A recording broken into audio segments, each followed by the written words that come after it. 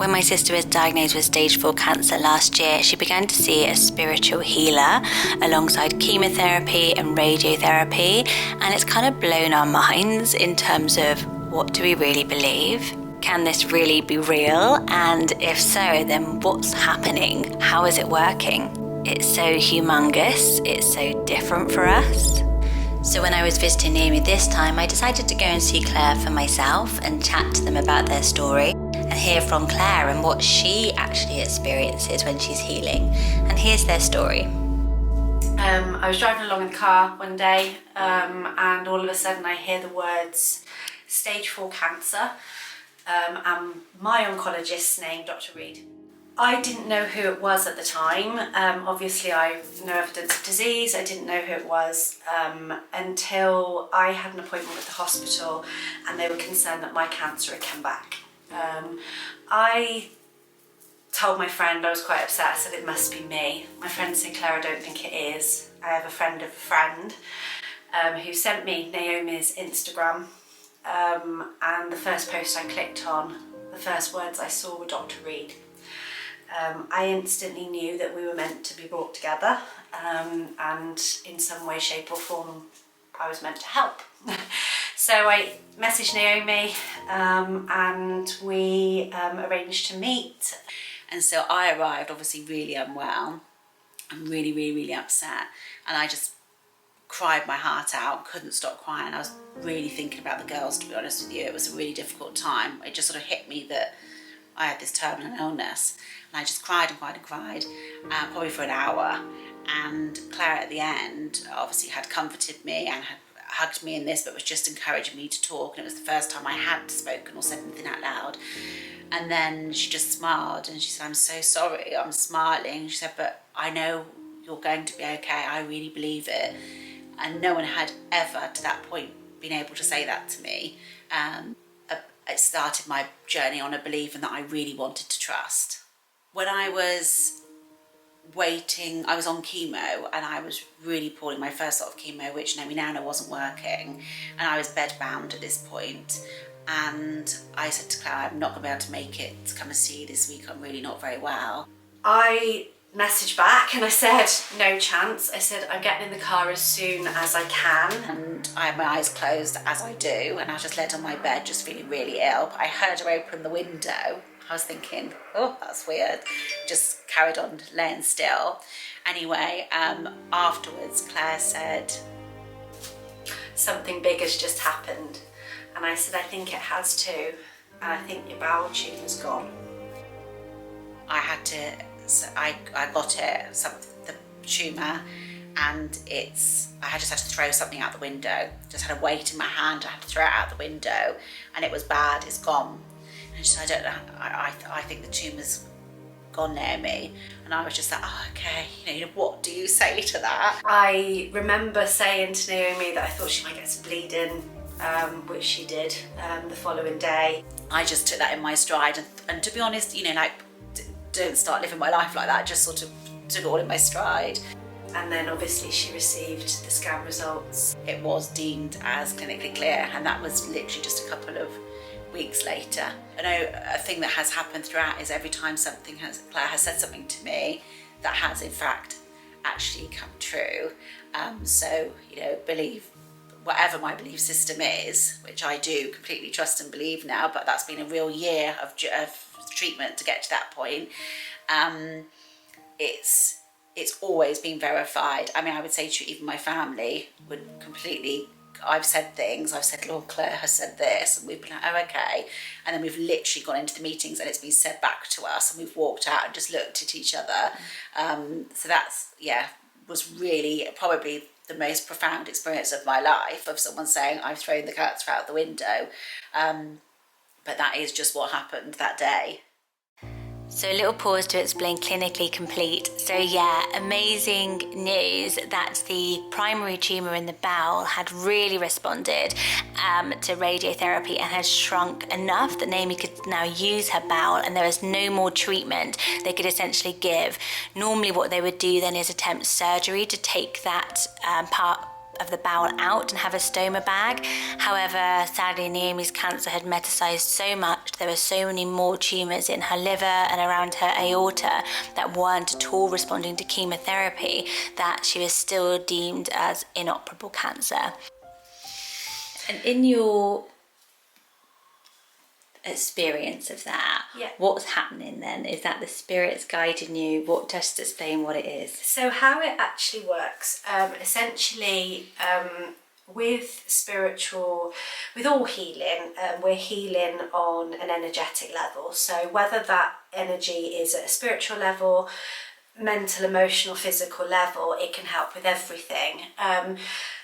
One form of healing is spiritual surgery, and basically from an energetic perspective, if we take a cancer tumour, for example, there will be energy that sits underneath that cancer tumour, and that energy will usually be on a mental, emotional, spiritual level, which has manifested into the physical. Essentially what we're doing is removing that energy that sits underneath, so that when traditional medicine such as chemotherapy or targeted treatment or whatever it is attacks the tumour cells, it's attacking it without the fuel behind the tumour. So if we think of a car, the car won't run without fuel. Essentially that energy is fueling that tumour growth, and what we're doing is we're removing its fuel. Since then we've just try to create as many miracles as we can. So I hadn't been scanned since I'd been on my new treatment beacon, so nothing had ever worked before the chemotherapy. They'd said it hadn't worked, yet obviously my bowel cancer was deemed as clinically clear, which would be probably from the radiotherapy, but also I believe in this healing journey that I've embarked on, and manifestation and all the rest of it, just everything being positive, and that's very, very hard, and I'm not always positive by any stretch of the imagination. And one of those days I was a bit down and ever so nervous about my scan results, because I just felt I wouldn't be able to take it if Beacon had failed as well, because I didn't know what would come after that. Effectively maybe untreatable. And so I was in the garden with Claire. It was a nice sunny day and we were just having a cup of tea, I think, after I'd had treatment. And Claire said to me, I said, I'm so scared about these scan results. And she said, I haven't wanted to say it out loud because obviously we're like really quite close now. She knew how I was feeling about it, but she said, I don't want to give you false hope, but I really believe we're in for a surprise, a really good surprise. I really do, Naomi. And I was like, I just can't bear to think about it. It's just too difficult, too hard to even assume or to think about it being good. I just have to prepare myself for the worst. And then when I went in for those scan results, it was that which was literally a matter of days after, my cancer was stable and had halved all my tumours, and Claire had said that to me, and so yet again it was more evidence. My experience is sometimes I see things, sometimes I kind of see what's happening. Sometimes I'll be shown things visually with regards to what the tumour looks like, or if it's with somebody else where the cancer's not involved, I might be guided to work on someone's neck or work on someone's shoulder or work on someone's stomach, and I literally just do what I'm being guided to do. So I'm a Reiki healer by obviously practice. However, I go where I'm guided and I go where Spirit tell me to go, and work with what Spirit tell me to do. And sometimes I hear that, sometimes I just get a sense of it, sometimes I feel it physically myself. So I might, if somebody's got a problem with their shoulder, I might feel physical pain in my shoulder and know I need to go there. And once I know it's cleared, that will ease on me. So every single person is different. And essentially all I'm doing is facilitating a space for self-healing. We've become so close through possibly one of the worst things you can ever go through in your life. We've both been there, and I witnessed miracles happening with me, and seeing Naomi where she is right now, I know another miracle's happened, and I'm just blessed and grateful to Cancer for bringing us together. And then it was my turn. It was so nice to get treated by Clare. I have had Reiki before, but it's lovely to be with Clare because she is such a different type of a healer. I can really feel physically as she moves along my body, and I feel like parts of me, it almost feels like swelling. I particularly can feel it in my hands, my arms, almost like they're sort of swelling, and then it kind of releases, like as if a big knot has gone from my muscles. I can't explain what's happening, but I really enjoy it, and I feel so much better afterwards. And it was really fascinating to see what Clare picked up on as well. I saw from your higher heart chakra butterflies. Just all these butterflies coming out. And a butterfly to me is about release, and it's about opening out, and it's about everything being free. Felt all around there, so all I could feel was around here. Throat chakra. And it was a case of what I was feeling. It was almost like being free of the things that you felt that you can't talk about. Yeah. The other thing I saw, is it your dad's mum that's the Indian? Yeah. Because you've never met her, have you? Or if you have dad's met her, mum. your dad's mum. Is she the one that was the of Indian Yoga, heritage? yeah. Right, okay. Because she was here and she was stood at the end of your bed, but it's almost like she had Indian dress on, like a sari. Oh, right. There's something to do with, she showed me a teapot and also a book. You might need to confirm that with your dad. She was holding this teapot and a book. And it's two things that were significant, and I don't know if it's two things that are still in the family, but she was literally stood at the end of the bed, she was helping, and she literally had this teapot like this. Does that make sense? Yeah. I'm seeing brass on it. She told me when I was in the hospice with her that when she was younger she was given this tea set for Christmas Day, and Christmas was a big deal for her because it was the only day she ever went home to her grandma. Made me cry, just not because of what you just said, just because I'm thinking about my grandma. I'm not sad about her dying at all, but she told me she got given this tea set for Christmas one year, and they all drank from it, and they got sick because it had metal in it. Right, what do you call that's why it? I'm seeing the brass then. She told me that in the nurse when she was in the hospice. We all got sick. Also, I don't know whether you want this on film actually. Okay, Has there ever been anything to do with your fallopian tubes?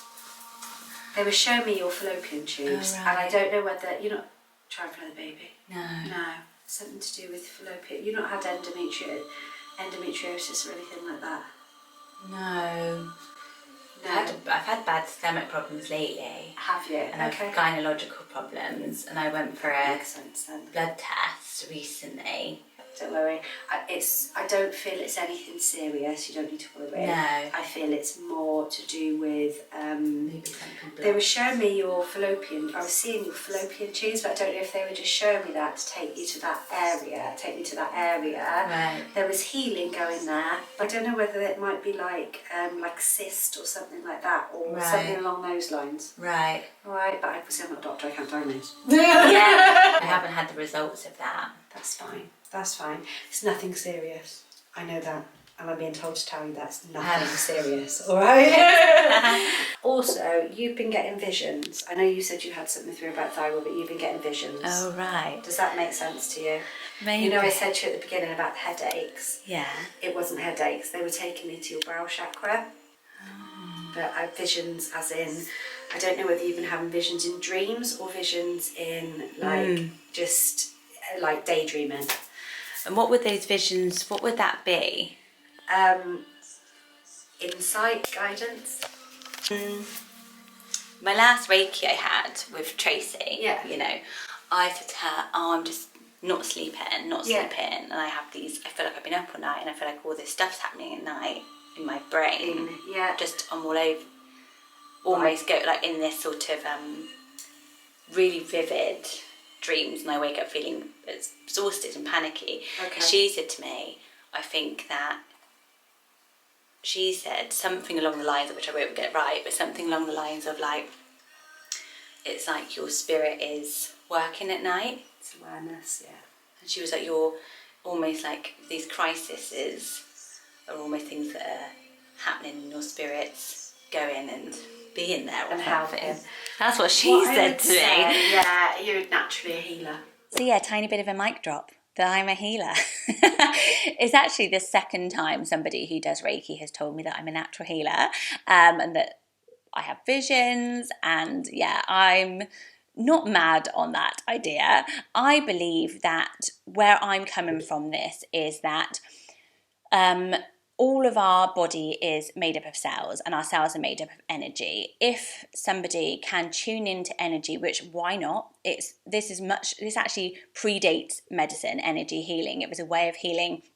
It is still widely practiced globally, just not particularly in our tiny little Western portion of the world. And I would think it would be crazy to ignore at a crisis point what's happening all around the world, anything that can help. And when we looked into, I read the book Radical Remission, there was only out of sort of like 9 common traits, people who had gone into remission from cancer, only 2 of them were medicinal, physical. Most of them were spiritual.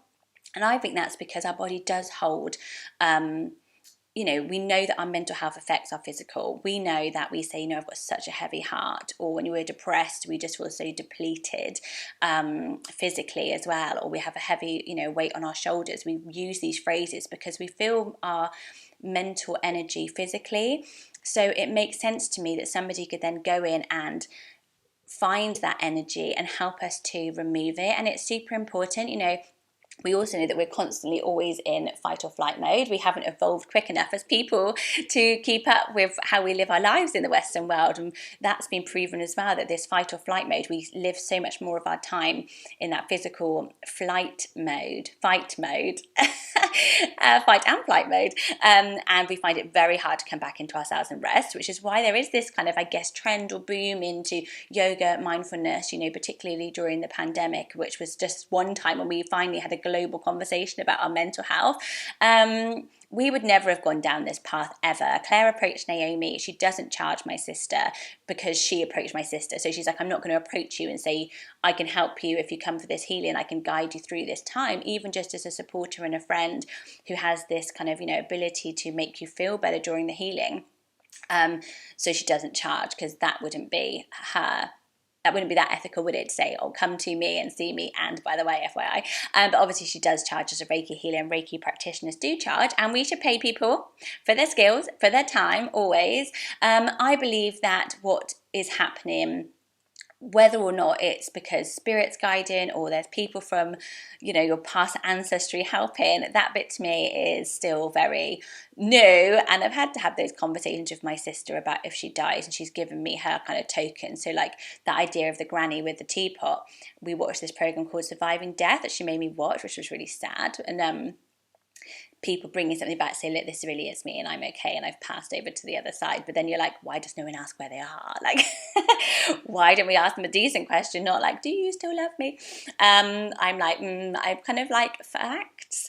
But the teapot was relevant. Of all the objects in the entire world, a teapot was relevant. And my sister, funnily enough, didn't know that story about the teapot. She'd never heard that from Granny. So it was an interesting one. But I believe that what we can do with energy healing is really change the whole environment of our bodies to make it less hospitable to cancer, in a cancer situation. So we know that while we are spraying the weed killer of chemo, which basically attacks any cells in our body that are dividing quickly and cancer trying to take over, it really is. Every tumour's got millions of cancer cells in it, and once they pop through the membrane and start to spread, then you get these metastases, which I can never say, and it can really take over all your healthy cells eventually and cause the damage to all the organs while it's there. It's a very abrasive tumour, I don't know if that's the right word. And what I believe we can do with energy healing is we don't quite know what's inside those cells. And if anything we can do to change the environment of the soil and dry that soil out, as in dry our environment out so it's not, cells need energy to grow and thrive. If we can take away any of that energy and make our bodies as balanced as possible, surely that's a good thing. Surely that's something to try. Surely we don't know enough about it to discount it just yet. is my take on it. But as I say, I'm not an expert, I'm not a doctor, I'm a brand newbie into this whole spiritual world as well. For me, I know I have huge physical reaction when I've had Reiki. You know, I've been shaking before, and then I felt that shakes kind of go into a ball and be released from me. And I felt that. I felt like something real pressure build up in my head and then be released and gone, and I've sobbed and it's gone. And that's from a non-believer's point of view. So I know that it physically helps me. I can't do chemo with my sister, I can't do any of it, and I'm really happy that I can do this side of it and experience something that she's going through with her. And I never expected that I would be able to kind of almost verify it, because she doesn't have these big physical feelings like I do.